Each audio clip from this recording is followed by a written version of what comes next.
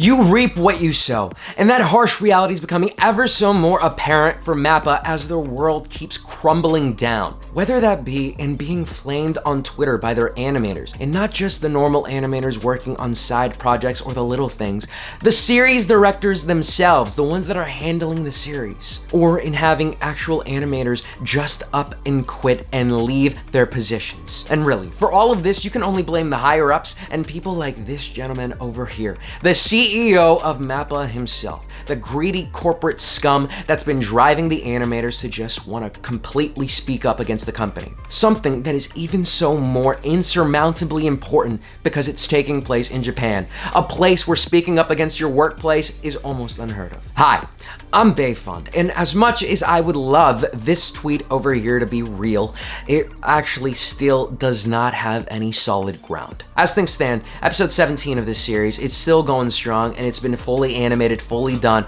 to the best of the animators' ability on crunch time. And we've seen what they've been able to pull out on crunch time because with episode 16 and 15, it's amazing so far. You cannot blame the animators in any regard here. It's just that no matter what, Mappa wants to barrel through and hit every single one of their deadlines, no matter what, because they don't want to lose a single penny. So as much as I personally would adore and love to see a hiatus that maybe would go on for a few weeks, maybe a few months to get JJK in absolute perfection, it's not gonna happen, and we're probably gonna get a sloppy finale to this season. We might get a little reminder about how the audience reacted when Evangelion ended like 20 years ago.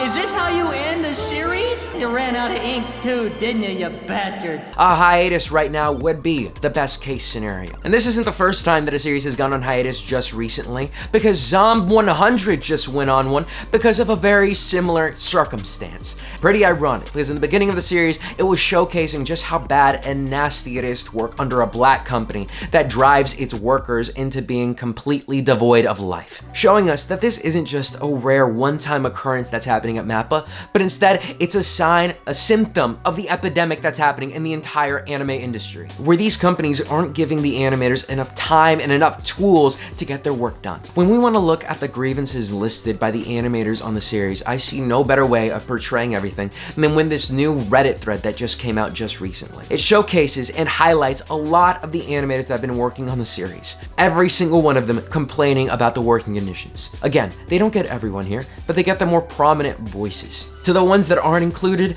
the shared sentiments are, when you walk out the door, make sure you throw your badge in the trash. Showing you just how fed up everyone really feels about this series, not wanting to really come back and work on it anymore. And here in this thread, I see the complaint that I see shared the most as owari desu. Essentially translating to, it's over. Nothing else can really be done here. A feeling shared by an animator called Amphibly and a director on the series called Rokyo Nobili. Sorry if I butchered those, but you know. And seeing our animators like this is very bleak. How can we expect the series to keep going on when it's in such disarray? Arai Kazuto, director of episode 13, tweets out that he's basically done, that there's nothing else that they can really do, and this is just it. He quits, basically. There's no more fun to be had in working in the series anymore. As he says, the festival is done. Ending in the most boring way, because of course, if everyone leaves or there's nothing for them to do, it can't be fun, it can't be enjoyable in the slightest. At this point, the animators don't even see an incentive to continue because, well, the reward's not worth it. And this sense of panic and desperation isn't just felt with him. Episode 12's director, Okubo Shunsuke over here, has posted a picture of a character from Shirobako essentially wanting to hang themselves. These directors, and hear me clear and loud, not just regular key animators or just animators that work on the in-betweens, the directors find these working conditions to be impossible to work under. Mappa has essentially really let the cat out the bag on this one. And here's the thing with Mappa right now. Because right now, they are one of the largest anime studios in existence. Not only are they working on JJK, but they're also doing Chainsaw Man, Vinland Saga, and they just finished up Attack on Titan. A series so big that its ending had ripples throughout the entire world because everyone was watching. So whatever happens with the production of JJK isn't just gonna reflect what's been going on in the anime industry, but it's set to definitely impact it for years to come. These animators have all the right to go against Mappa. And I am glad that they are doing so. In Japan, a lot of these companies are silently abusing their workers. Again, it's more prominent in work environments such as black companies, because usually they just suck the life out of you